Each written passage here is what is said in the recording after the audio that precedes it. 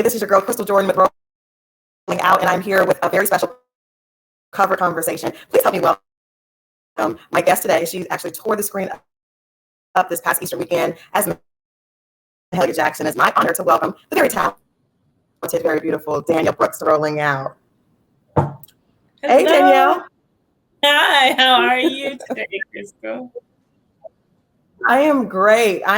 Can I tell you how much I enjoyed this past weekend, this film? You did your thing. Thank you so much. Thank you. It's so nice to hear that from another Black woman. I'm like, all right, making them proud. You know what I liked about it? What I liked about the movie so much is that for years, we've seen these images of Mahalia, and she was always this very iconic gospel voice, very serious, very respected. But we got a chance to actually meet Mahalia, the woman, with this movie. We were able to see her weaknesses, her fears, some of her insecurities, her strength. So you really kind of humanized the icon for us. Did you feel that way? Yes, I think that was what was most important to me, was finding what made her human. I was introduced to Mahalia maybe around 7 or 8 years old, but was generically told about her that she was just the queen of gospel music. She was close to MLK, and that was about all I knew, and a few songs. And so as time went on, and people started to tell me that I reminded them of her through my voice, I was like, okay, well, let me do some research. And I knew that the only way that I could bring her to life is once I was able to figure out what did make her a human being, and there was so much there. There was so much there, from the marriages, which was the first thing that caught my eye, being a Christian woman, and getting divorced, and what that must have been at that time, from her relationship to MLK on a more intimate level, and understanding what that really was. But then also discovering just who she was: a giver, a businesswoman, a woman had wanted to be a mother, longed to be a mom, and just her struggle as a child, and with her struggle with the business, those things. Mm-hmm. I was like, you know what? I see a lot of similarities here, and I know for sure that she deserves to have her story told. So, you know what? I happily, Lord, will be the vessel. So I'm very grateful that, timing wise, it worked out for me to play her. Absolutely. Like you said, you kind of touched on, there were so many huge points throughout the film. We are celebrating women. We've been celebrating women all year, but we definitely are continuing that. This is our month called Sisters with Superpowers.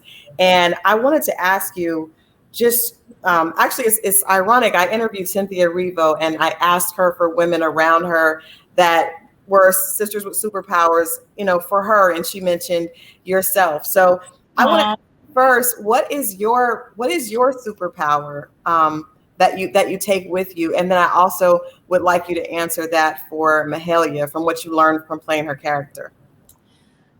I'm not trying to do this as a cop-out, but I really do think they're the same. Okay. The first instinct that comes to mind is being a giver, mm-hmm. And I'm learning to do that more and more. I feel like I'm learning that there's so much to be gained by giving, mm-hmm. of yourself, of your time, of your heart, of your spirit, to give a smile, as simple as a smile, or as simple as a thank you, or taking the time to actually get somebody something that they really wanted, and also on the artistry tip too, of giving of myself. It was very vulnerable for me to be taking on the queen of gospel music and singing all of the music myself. Right. And so I had to be of service and let go of all of the fears that come with that for me, mm-hmm. and say, this isn't about me. This is really to honor her. It's to mm-hmm. honor Miss Edge, my godmother who passed away, my grandparents that are all gone to glory, my church family. Like, this is a moment for me to say thank you. And I feel the same way about her. She really did give. She would give you the shirt off her back. She fed the masses. She gave of herself, even by putting herself in uncomfortable situations, like singing at the Ed Sullivan Show and being on these white programs at the time where they was not even giving her a dressing room, or the fact that she had to, still read that green book, trying to figure out how to get to places safely. Like, just being in places that she wasn't wanted, she gave of herself in that way too. And so I think though that would be what I am grateful to have as my superhero, Shiro power. Yeah. No, that's good.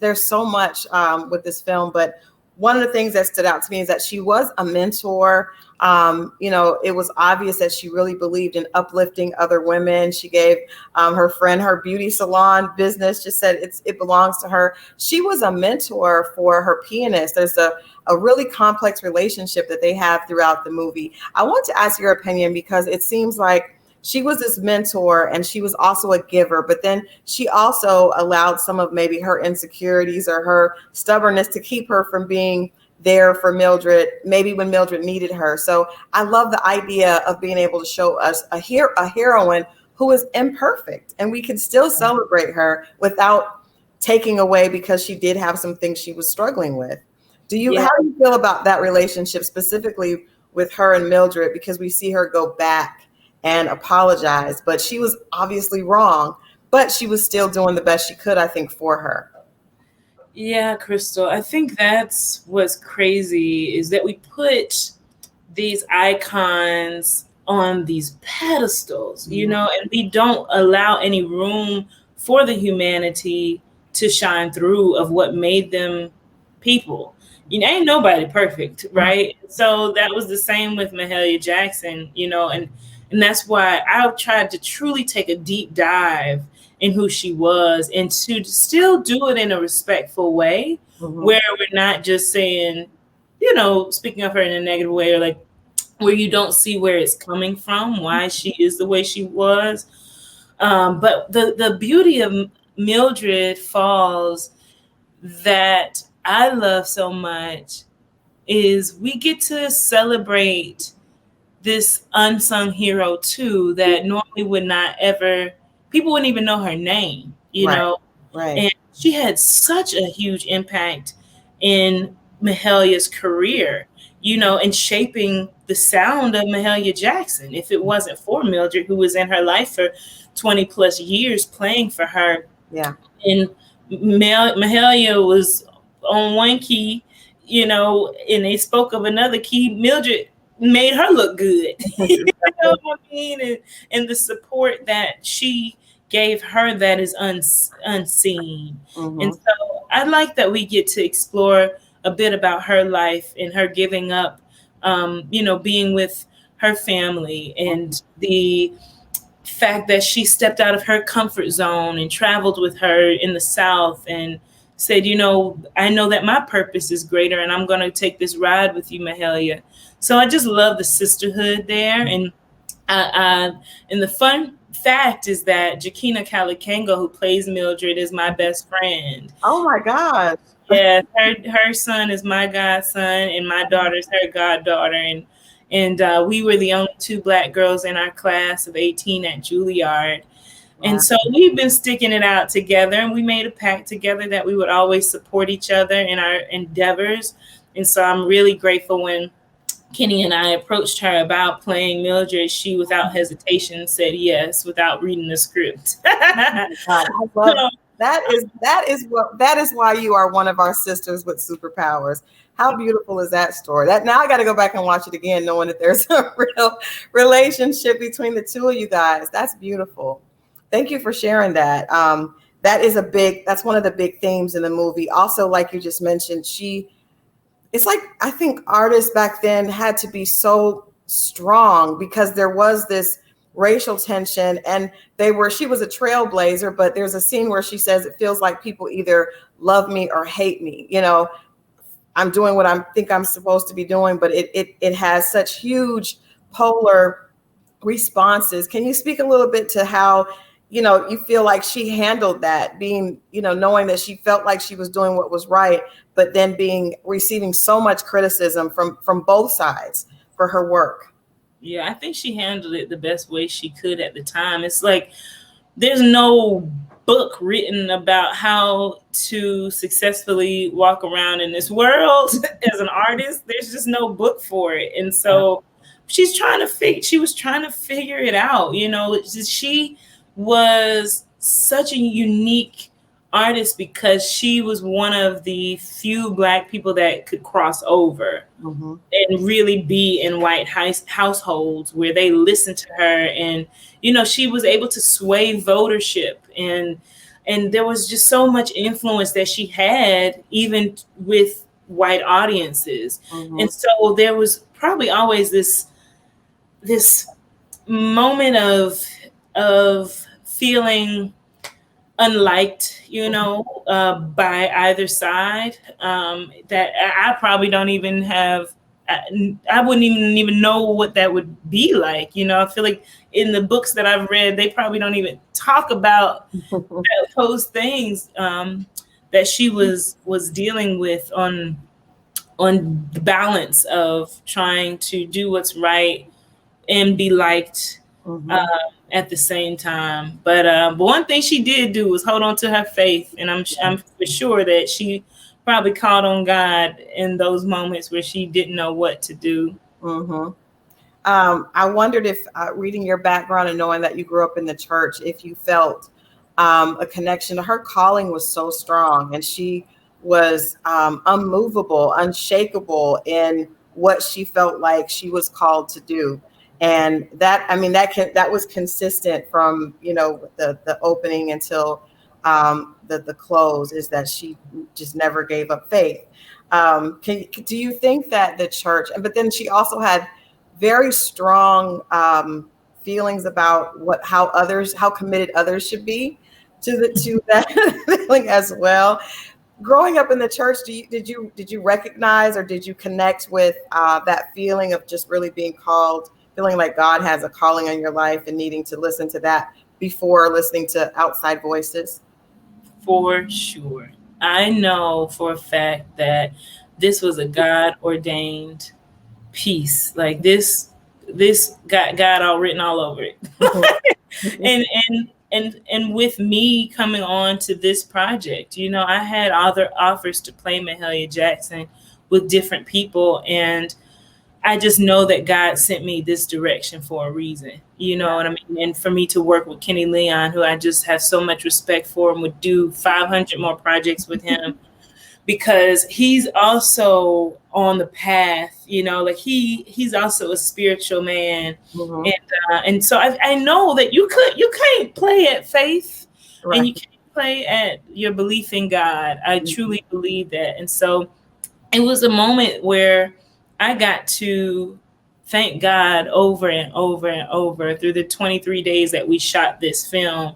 I got to say thank you, whether that was through song or through a scene. I remember Kenny, the last scene we shot was when I sang Precious Lord with Martin Luther King. And Kenny sat us down, and there was a Bible there as a prop, and he just started reading Genesis.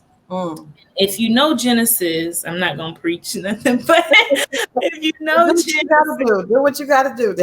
Says, God made the sun and it was good. He made the moon and it was good. He made all of the world. I'm paraphrasing clearly, and it was good. And that's what I felt at the end of this project, that Mahalia, that the ancestors, that had a piece of making her who she was, felt like what we were doing was good and right.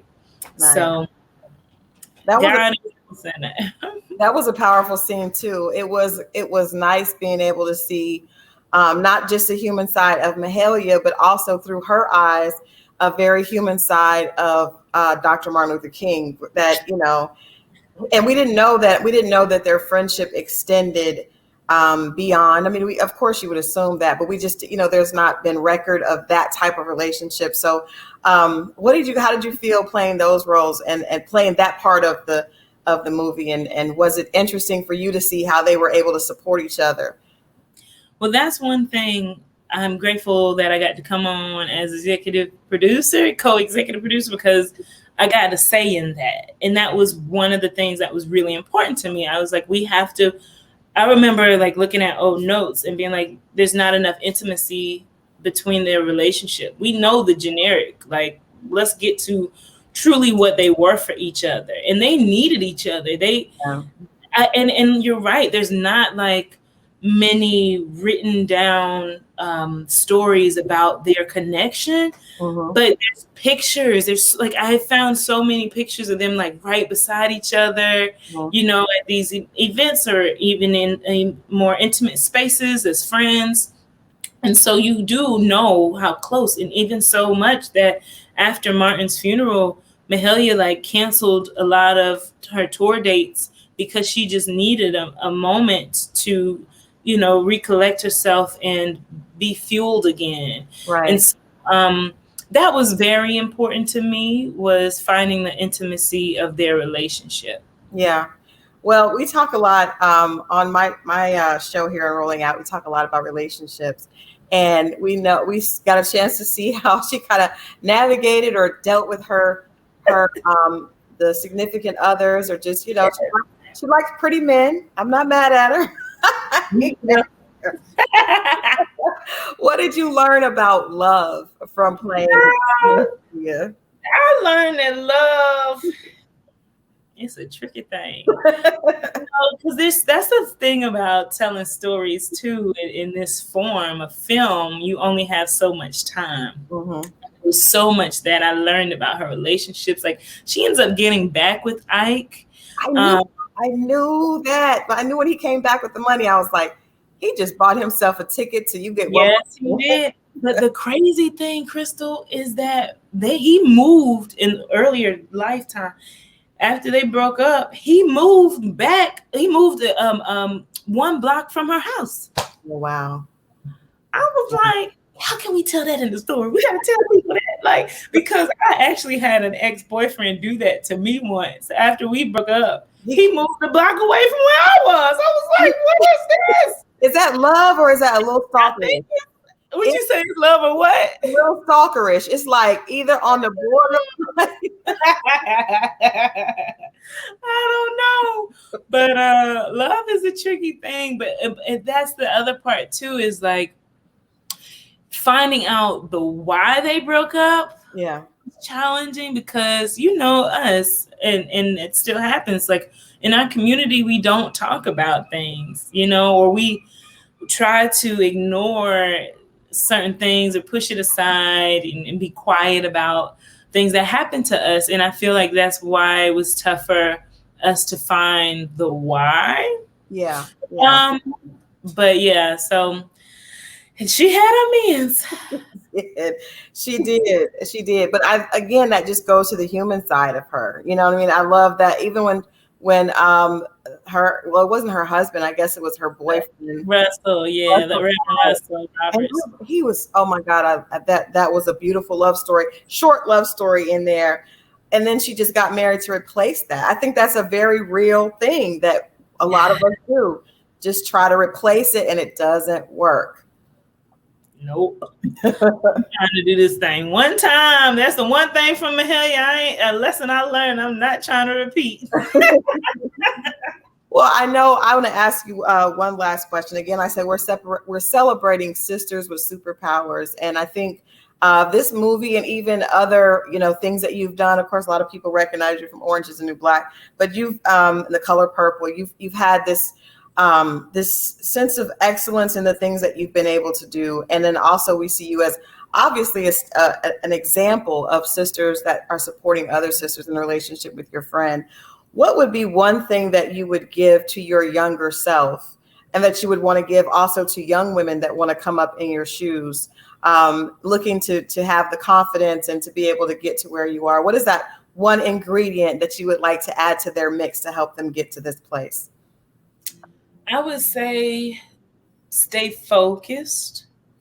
I think I was good at discipline and wanting it and listening to the spirit and walking fearlessly. Like I feel like that naturally I had, but it's the focus. Yeah. Like I wish personally for me, I wish I wouldn't have dated in college. Like I just wish, not that that's a bad thing. I'm not saying that some women can't handle that, but for me, I just think about some of the time that I wasted where if I would have just placed that energy into the work, how much more growth would I have found? Yeah. So I would just say, like, stay focused on the goal that you have for yourself. Yeah. And don't let anything distract you, or anyone either distract you from your purpose. Yeah, I love that. Well, thank you so much. What's next for you? What do you look forward to doing next, Danielle? Yes, thank you, Crystal. It's been a great interview. Thank you so much.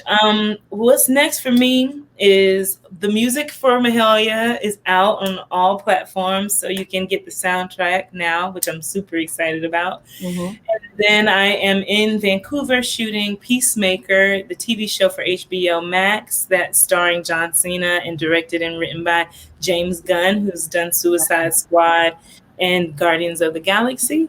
And so I'm an action woman right now.